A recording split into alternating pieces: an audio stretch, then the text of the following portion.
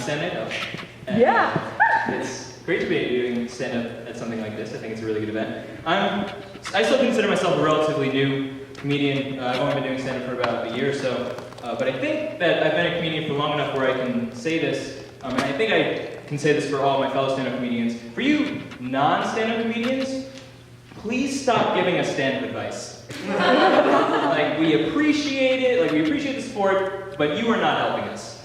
And it's because usually the advice comes in the form of a joke suggestion, and they usually go like, oh man, my dog just did this super funny thing. You should use that in your stand-up. Which isn't how it works. You'll never see a comedian go on stage and be like, my dog just did the funniest thing. He was scratching behind his ear and wagging his tail in circles simultaneously. Get it? That would never happen. And I try to get people to realize this, and the way I see it is, if I went up to somebody and went like, my birthday's coming up, I'm going to be turning 20. You should use the number 20 in your accounting. It's such a good number.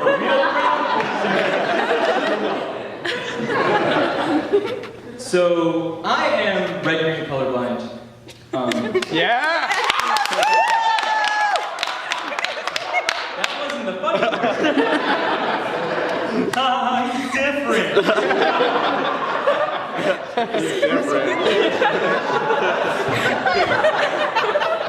I am red, green, colorblind, and you'll figure out why I'm making this joke really soon. So, I'm red, green, colorblind, which for me means that I occasionally get colors mixed up if they have shades of red or green in them. But for everyone else, it means that I am an easy target. I am the most interesting person, but for all the wrong reasons. And, people say a few common things. One of the most common ones is, oh man, Christmas must suck for you. and I mean, it does. But that's more because of the whole Judaism thing. I don't need a full spectrum of color to see Santa skipping my house every year.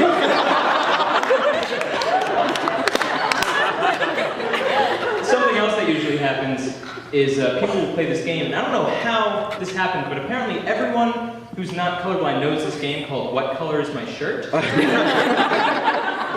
a non-colorblind person will go up to a colorblind person, ask, what color is my shirt? And if the colorblind person gets it wrong, the non-colorblind person wins. Which for any other disability, that would be a bad thing. That's not cool. And, personally, I do not consider red, green, colorblindness a disability. If anything, it's a mild inconvenience. But I feel like I need to call it a disability because there are still jobs that you can't get for being red, green, colorblind. For example, I cannot be an astronaut when I grow up because I'm red, green, colorblind. Which is weird, because I've never run 5K for colorblindness. There are no charitable organizations supporting colorblindness to help me get these jobs.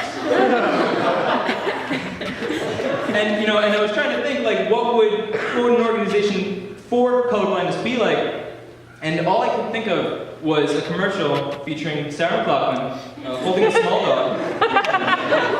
And she goes, this dog was found hungry, cold, and abandoned.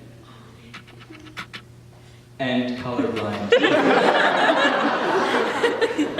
You know who else is sort of colorblind? Red, green, colorblind people. And then the arms of an angel would start playing, and it would slowly fade to black. I think.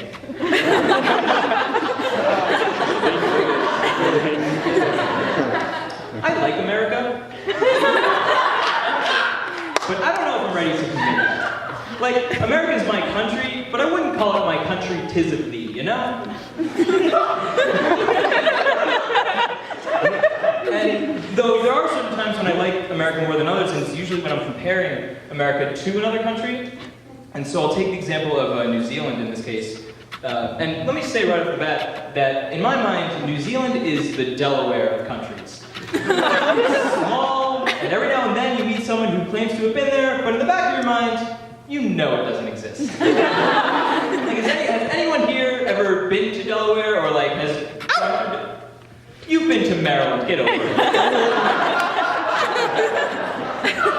And the reason I bring up New Zealand is because I read an article recently that said that the New Zealand government had just issued a banned names list, a list of names that it was illegal to name your child.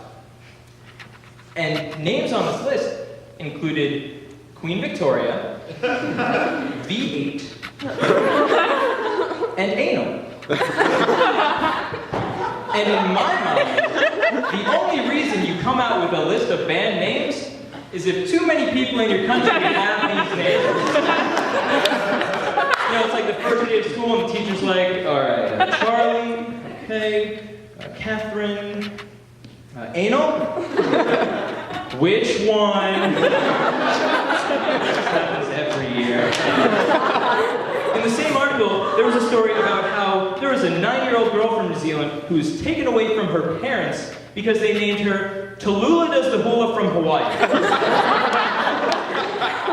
Which makes you wonder why it took 9 years for anybody to act on this. Like, no red flags were set up when her name had 6 times the amount of words that a normal first name had. And she wasn't going to speak up about it. She's 9 years old. She can barely say her own name by herself.